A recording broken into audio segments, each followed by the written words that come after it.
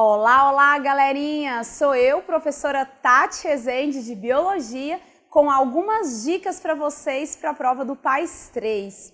E o assunto de hoje é sobre evolução. Toda vez que a gente fala sobre evolução, a gente tende a pensar numa melhora. Cuidado com isso.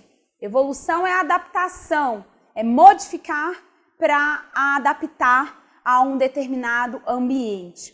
E nem sempre acreditou-se nisso.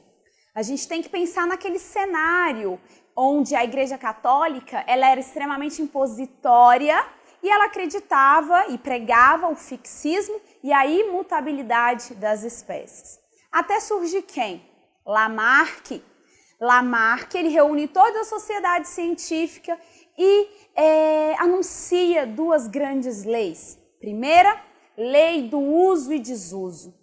Quanto mais a gente utiliza uma determinada estrutura, mais ela tende a crescer e a se desenvolver. Quanto menos a gente utiliza, ela atrofia. E essa estrutura adquirida durante a vida, ela é transmitida ao longo das gerações. Então, quando a gente pensa naquela ideia da girafinha, para Lamarck, o pescoço, de tanto se esticar, ele cresceu, certo? Mas a gente sabe que hoje Lamarck não é utilizado, não é válido. Então, por que a gente trabalha com Lamarck? Aqui na lousa, vocês observam que ele é o primeiro a elucidar o conceito sobre adaptação. O ambiente e as necessidades dos indivíduos são as causas responsáveis pela evolução.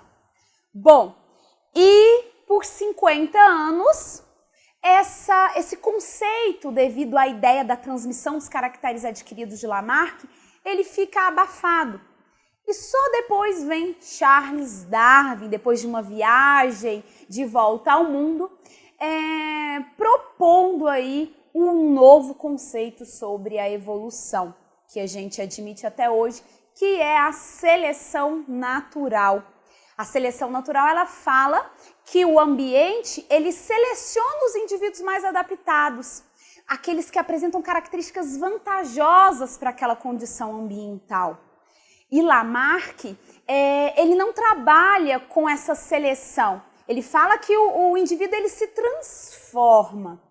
A gente observa aqui na mesa que para Darwin, os mais adaptados, aqueles que apresentam características vantajosas, irão sobreviver e esses tendem a deixar, através da herdabilidade, um número maior de descendentes. Então, Darwin ele admite essa variação. Aqui eu mostro para vocês as principais diferenças entre Lamarck e Darwin. Para Lamarck, o ambiente é o responsável pela mudança.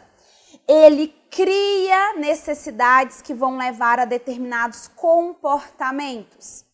Para Darwin, o ambiente é o motor da evolução. Ele vai selecionar os mais adaptados. Lamarck trabalha com duas leis, lei do uso e desuso e a lei da transmissão das caracteres adquiridas, que não é válida, certo? A lei do uso e desuso, ela é válida para estruturas musculares. E Darwin não. Darwin trabalha com o processo de seleção natural, os indivíduos são selecionados naturalmente e a evolução ela não apresenta um objetivo, ela simplesmente acontece. Bom, galera, mas Darwin peca.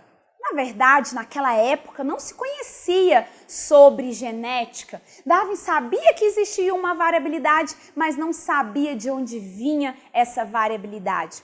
Foi por volta de 1940 que surge um novo conceito da evolução, ou teoria sintética da evolução, ou simplesmente neodarwinismo, onde trabalha com o conceito da seleção natural de Darwin, mais os conhecimentos genéticos da época. Então, de onde vem a variabilidade?